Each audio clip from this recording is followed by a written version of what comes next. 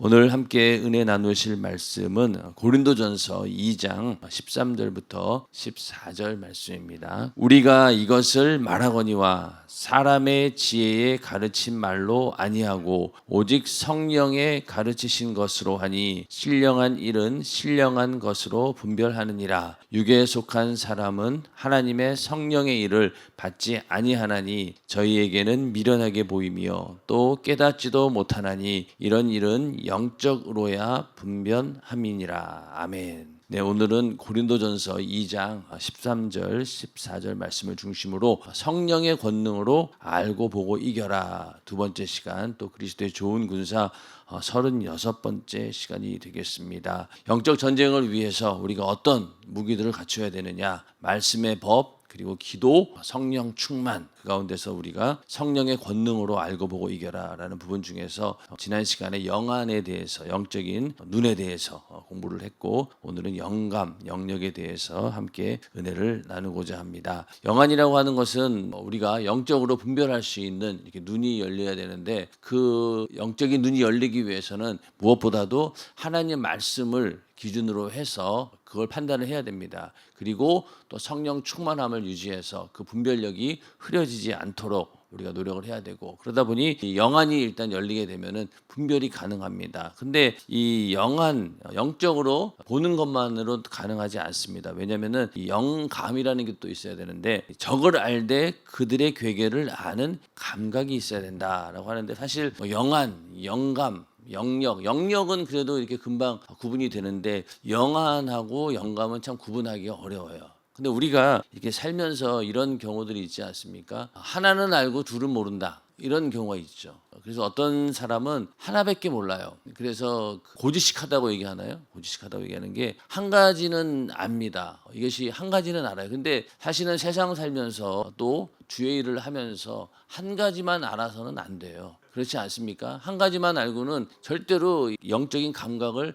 발휘할 수 없습니다. 그래서 감각이라고 하는 말을 센스라고 하는데, 센스라고 하는 것이 한 가지만 알고 고지식하게 내가 어떤 일에 대해서, 뭐에 대해서 한 가지만 알고 처리했다가는 나중에 가서 판세를 잊지 못한다고 하죠. 목회할 때도 담임 목사님의 그 목회를 가만히 제가 오랫동안 지켜본 바에 의하면은, 담임 목사님이 굉장히 하나님 말씀에 절대적으로 순종하시는 분이고, 또 하나님 말씀에 절대 한치의 양보도 없고, 그런 믿음을 갖고 계시고 그런 분별력을 갖고 계십니다. 그런데 어떤 면에 있어서는요, 굉장히 유동적이셔요. 유동적입니다. 그래서 어떨 때는 깜짝깜짝 놀라기도 해요. 저렇게 강력하게 말씀을 주장하시면서 한편으로 성도들과의 관계 속에서 성도들의 과연 무엇을 요구하고 또 무엇을 원하는지, 그런 것들을 빨리빨리 캐치해서 그것을 아주 순발력 있게 대처하는 걸 봤을 때, 저게 바로 영감이구나라는 그런 생각을 하게 됩니다. 만약에 한 가지만 알고 그냥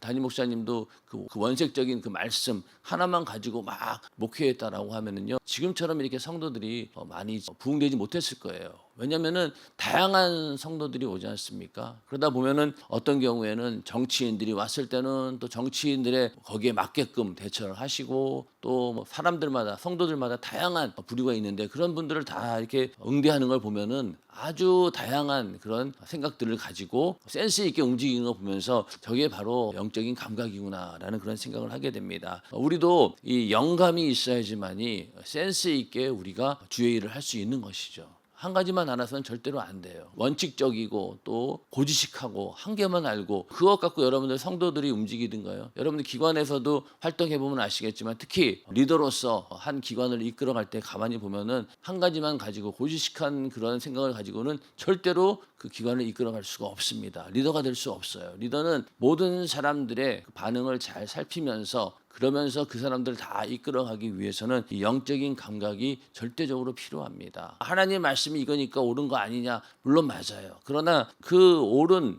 또 하나님의 그 능력 있는 말씀을 모든 사람들에게 받아들이게 하기 위해서는 먼저 그 사람들의 마음을 움직여야 되는 것이죠. 아무리 옳은 말씀, 강력한 말씀이 있다 하더라도 밑에 있는 사람이 받아들일 관계가 안 되고, 또 그럴 만한 서로의 교감이 없다라고 하면은 아무리 얘기를 해도 통하지 않습니다. 그러나 정말로 센스 있게 그 사람들의 마음을 잘 보듬어서 그 사람들의 마음을 얻었을 때 어떤 말을 해도 이게 되는 것이죠. 그러니까 하나님 말씀을 선포하는 목회자 입장에서는 이 영적인 그런 감각이 아주 굉장히 필수적이고, 이것이 목회의 성공이냐 실패하냐의 차이점이 완전히 드러납니다. 그러다 보니까 흰돌산 수양관에 목회자 세미나에 오시는 목사님들 많이 보면은, 그분들은 담임 목사님도 가끔 그 얘기를 하시는데, 목회라고 하는 이 다양한 그 환경 속에서 빨리빨리 대처를 못한다는 거예요.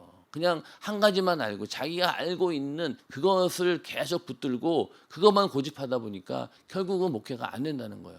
열심히도 하고 기도도 열심히 하고 뭔가 하려고 하는 의욕도 있고, 그런데 그런 어떤 영적인 감각이 없기 때문에 그때그때 상황 대처를 못하는 겁니다. 그러다 보니까 목회가 항상 그 어느 자리에서 머무르게 되고, 그러나 그것을 초월해서 하나님께서 주시는 영감으로 성도들의 마음을 이렇게 움직이고, 또 성도들이 무엇을 요구하는지 그런 것들을 잘 살피게 되고, 또 어떤 방향으로 성도들이 가기를 원하는지 그런 것들을 미리 빨리 알고 대처를 하는 것, 그게 바로 영감입니다. 그래서 이 영감이 있어야지만이 우리도 신앙생활도 잘할 수 있는 것이죠. 우리가 아무리 영적으로 분별을 잘한다 하더라도 그것 갖고는 되지 않습니다. 바리새인들이나 서기관들, 율법주의자들은 어떻습니까? 분별 좋아요. 분별력 좋습니다. 옳고 그른 거 판단 잘하죠. 그러나 그 안에는 진정한 하나님의 심정, 그런 사랑이 없는 거예요. 감정으로서는 완전히 메말라 있다는 거죠. 그러나 우리는 영적인 분별력과 함께 이러한 영적인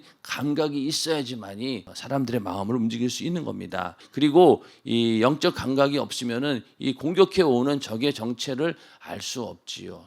이 적이라고 하는 것이 지난 시간에 말씀드린 것처럼 광명한 천사처럼 가장하고, 마치 자기가 하나님의 천사인 것처럼, 의의 천사인 것처럼 그렇게 다가오기 때문에 분별하는 것도 중요하지만 빨리빨리 영적인 감각을 가지고 정체를 알고 대처를 해야 됩니다. 그리고 이 적을 이기기 위해서는 그 적보다 훨씬 더 큰 무기를 준비해야 되고, 또 적보다는 한 수 위에서 대처하기 위해서는 이런 영적인 감각이 반드시 있어야 된다는 겁니다. 우리가 이 땅에서 여러 가지 문제들이 있죠. 그럴 때 이제 영적 감각이 이제 있느냐 없느냐, 이제 그런 문제인데, 야곱의 예를 들어보면은요, 야곱은 굉장히 머리가 비상한 사람이에요. 여러분들 성경을 보시면 알겠지만은 상황 대처하는 능력이 굉장히 빠르고 또 그런 센스가 있는 사람이에요. 근데 이 센스가 인간적인 수단과 방법, 자기가 알고 있는 수단과 방법, 여기에 한계에 늘 있었던 거예요. 그러다 보니까 되는 듯 싶다가도 안 되고, 결정적인 순간에 가서는 자기가 무력하다는 것을 느끼게 되죠. 결국은 그 형이 이제는 거의 이제 쫓아오게 되었고, 돌아가야 되는데, 돌아가는데 형이 분명히 날 죽일 것이다 라는 것을 알고 여러 가지 수단과 방법을 다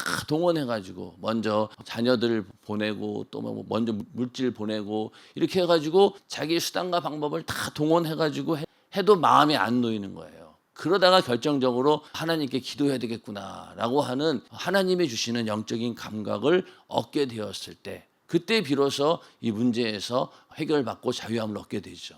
그 전까지는 자기 수단과 방법으로는 안 됐던 거예요. 그런데 결정적으로 하나님과 기도해서 해결할 일이구나라는 그런 감각을 얻게 되었다는 겁니다. 자, 우리도 여러 가지 문제에 부딪혔을 때 어떻습니까? 똑같아요. 인간적인 수단과 방법 다 동원합니다. 그러다가 안 되고 막히니까 가서 아이고 하나님께 기도해야 되겠구나, 그런 결론을 내리게 되잖아요. 그러기 전에 우리가 빨리 어떤 질병의 문제라든가 영육간의 문제 가운데서 이것이 지금 악한 영이 나에게 어떻게 공격을 해오고 이것이 어떤 문제가 있는가라는 것을 빨리 우리가 영적인 감각을 가지고 이것을 발견해야 되는 겁니다. 그렇기 때문에 이 영적인 감각이 있는 자는 결국에 가서는요, 하나님께 기도할 수밖에 없는 거예요.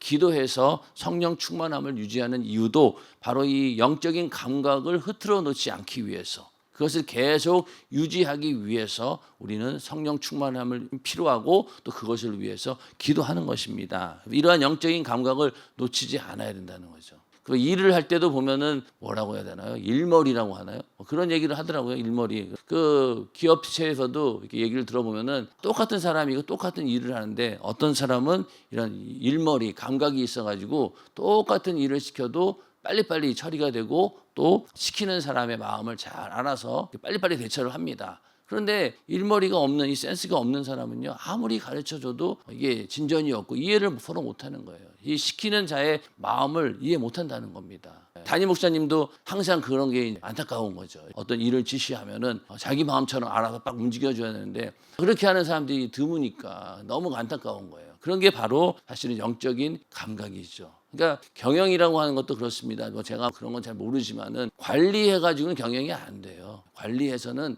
경영이 안 됩니다. 저도 예전에 직장 다니면서 저는 이 말씀을 드렸나 모르겠네. 한쪽은 그 재정을 담당하는 임원이 있었고 한쪽은 영업을 담당하는 임원이 있었어요. 저는 이제 영업 쪽에 있는 분 밑에 있었는데 이 관리하시는 그 재정 담당하는 그 임원이 맨날 딴지를 거는 거예요. 영수증 5,000원짜리 먹어야 되는데 6,000원 먹었다고 1,000원 그런다고 막 사인 안 해주고 막 이런 식으로 계속 관리를 하려고 하다 보니까 회사가 이게 돌아가질 않아요. 돌아가지는 않습니다. 왜? 그러면 그 사람만은 원칙은 맞죠. 원칙에 5,000원짜리 먹으라고 했는데 왜 6,000원 먹었냐. 그러면 이거 결제 못 해준다. 이럴 수 있죠. 근데 그렇게 해가지고 회사가 돌아가겠습니까? 안 돌아가더라고요. 안 돌아가고 오히려 그 일하는 사람들, 특히 영업하는 사람들은 계속 불만이 쌓이게 되고 그래서 이 경영자들, CEO들 중에서도 그런 재무를 담당하거나 관리를 하던 사람이 CEO가 되면은요, 회사가 참 어려워요. 이게 성장을 못합니다. 그러나 영업을 하시던 그런 분들이 임원을 하게 되면은 조금 약간 허술해 보이는 것 같아도 영업이 막 잘 돼서 회사가 잘 되는 걸 이렇게 보게 됩니다. 그래서 경영이라고 하는 것은 절대로 관리 그 이상의 수준이구나. 그리고 목회도 마찬가지인 거예요. 목회도 그냥 하나님의 말씀을 원칙적으로 전한다. 그렇게 해서 절대로 교회가 부흥되는 게 아니더라고요. 거기서 엄청난 영적인 감각을 가지고 이끌어 가야지. 그래야지만이 교회가 부흥되는 것이지 절대로 그냥 통제하고 관리하고 이것만으로는 교회가 운영되지 않는 거예요. 그래서 이게 바로 영적인 감각에서 나온다. 그리고 이제는 우리 신앙생활 하면서도 그렇지 않습니까? 물질 문명 또 세상의 문화가 점점 발달하다 보니까 영적인 감각이 점점 마비되고 있습니다. 그러니까 주일날 그냥 한번 예배 드리는 거로 끝나고 그 다음에는 세상 사람들과 똑같아요. 그러니까 이 영적인 감각이 완전히 마비되는 거죠. 그래서 나병 환자는 통증을 느끼지 못합니다. 물어뜯어도 모르고 이게 감각이 없으니까. 그렇게 해서 왜 영적인 감각이 없다라고 할 때 이렇게 나병 환자처럼 영적인 현실 앞에 지금 위험한 처지에 있음에도 불구하고 우리는 그걸 발견하지 못하고 위협으로 느끼지도 못하고 그렇게 완전히 감각이 마비되어 가고 있다는 겁니다. 그러니 나는 예수 믿고 기독교인이라고 하지만은 영적인 감각은 전혀 없는 거예요. 세상에 완전히 젖어가지고 세상 문화에 휩쓸려가지고 감각이 없다는 겁니다. 그렇게 된다라고 했을 때 이런 얘기가 아무리 해도 들려오지 않는 거죠. 그래서 우리 교회에 와서 말씀을 들어도 은혜가 안 된다는 거예요. 왜 그럴까요? 생각 자체가 다르니까요. 관심 분야가 다르니까. 감각이 전혀 없는 사람에게 아무리 말씀을 전해도 복음을 전해도 받아들이지 못하는 거죠. 왜? 감각이 완전히 무뎌져 있으니까. 그래서 우리는 이러한 무뎌진 감각을 빨리 회복시키기 위해서 성령 충만함을 유지해야 되고 그러기 위해서는 계속 기도를 해야 됩니다. 더 중요한 것은 그렇게 하나님 말씀을 통해서 나를 발견하고 또 내 안에 있는 영적인 감각을 하나님 말씀을 통해서 계속 깨워줘야 되는 겁니다. 그게 바로 회개 아니겠습니까? 회개할 때 내 안에 있는 이 죽어있던 영적 감각들이 막 살아난다는 거예요. 그걸 살려내는 게 사실은 그 목회자가 할 일인 거죠. 죽은 사람 어떻게든 이거 살려내야 될 거 아니에요.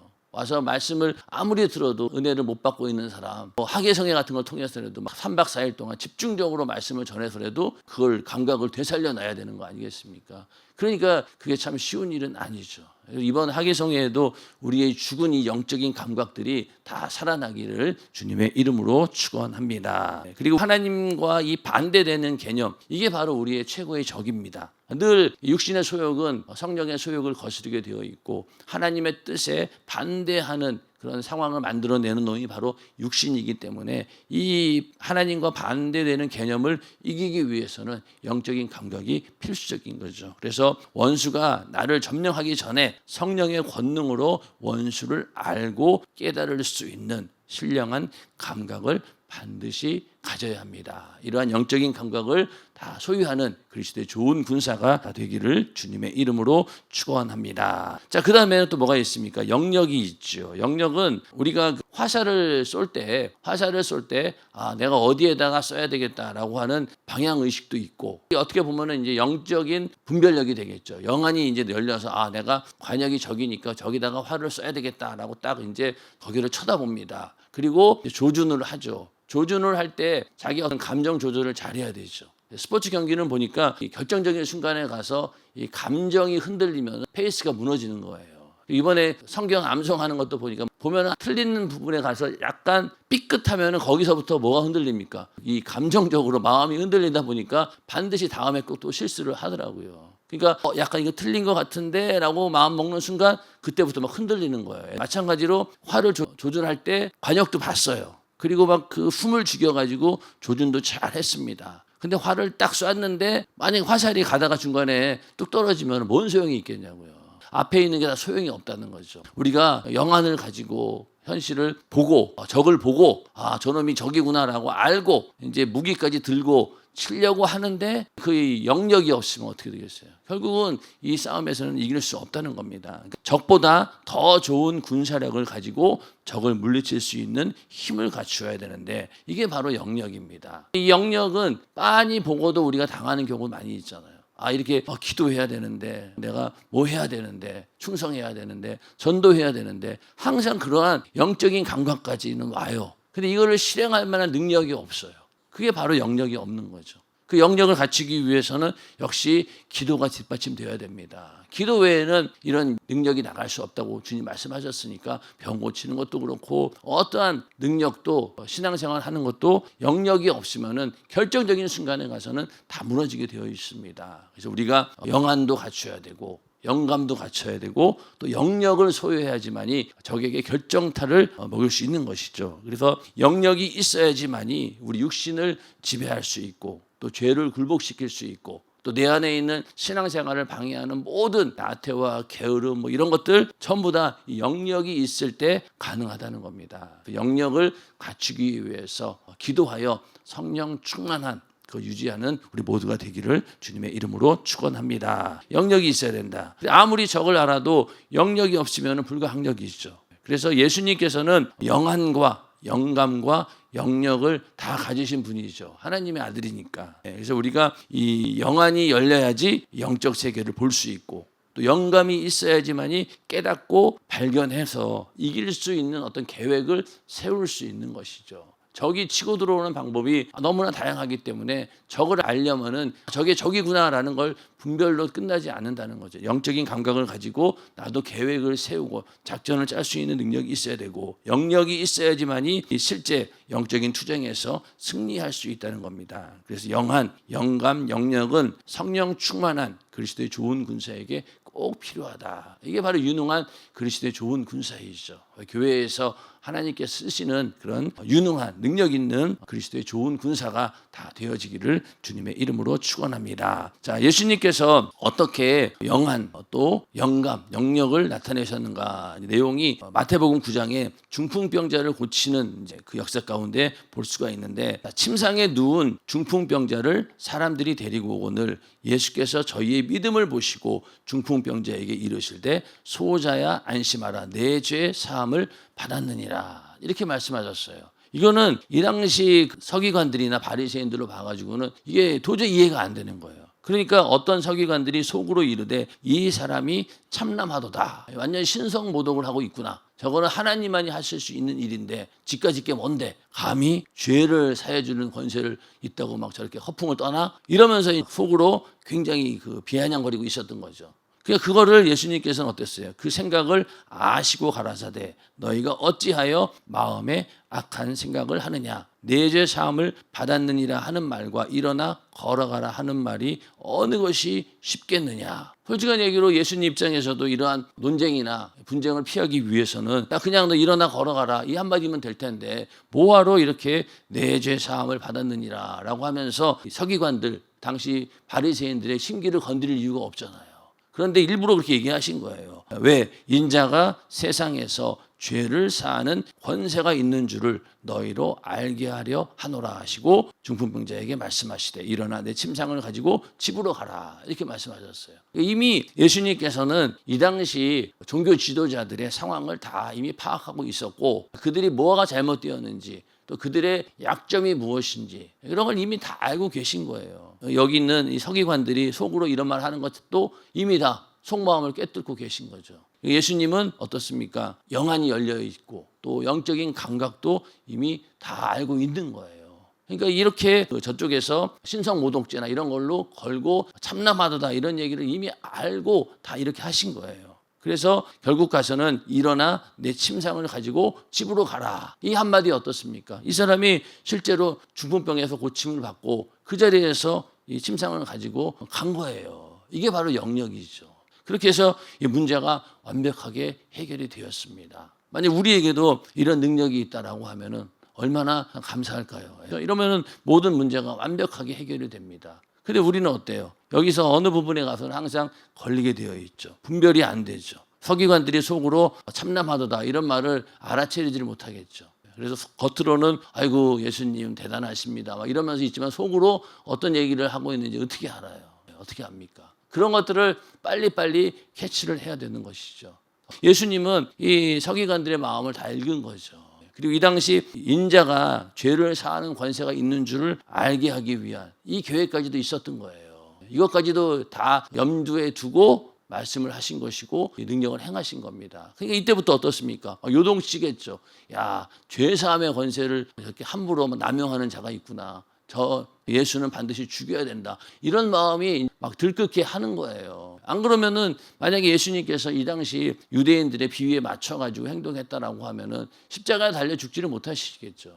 그러나 이것이 또 진리이고 맞는 말씀이기 때문에 계속 이들에게 이 말씀을 통해서 공격을 하는 겁니다. 여기에 나중엔 다 이게 무너지게 되는 것이죠. 그래서 죄사함의 권세, 모든 질병은 이게 죄로부터 온다라고 하는 것을 알려주고 또 그 권세가 바로 인자 예수에게 있다라고 하는 사실을 보여준 겁니다. 그래서 우리가 질병 가운데는 물론 하나님의 영광을 드러내기 위해서 그런 것도 있다라고 하지만은 근본적으로 인간의 죄로 인해서 질병은 틈타게 되는 것이죠. 그리고 이 죄사함의 은혜, 지금 중풍병보다 더 중요한 것이 뭐냐? 바로 죄사함 받는 것이 더 필요하다라고 우리 인간들에게 알려주시는 겁니다. 어떠한 문제보다 우리에게 제일로 필요한 것은 죄에서 사함 받는 것이죠. 그렇게 해서 죄사함 받고 자유함을 얻었을 때 질병에서도 저주에서도 수많은 영육간의 문제에서도 우리가 자유함을 얻고 물론 그 문제가 해결되지 않는다 할지라도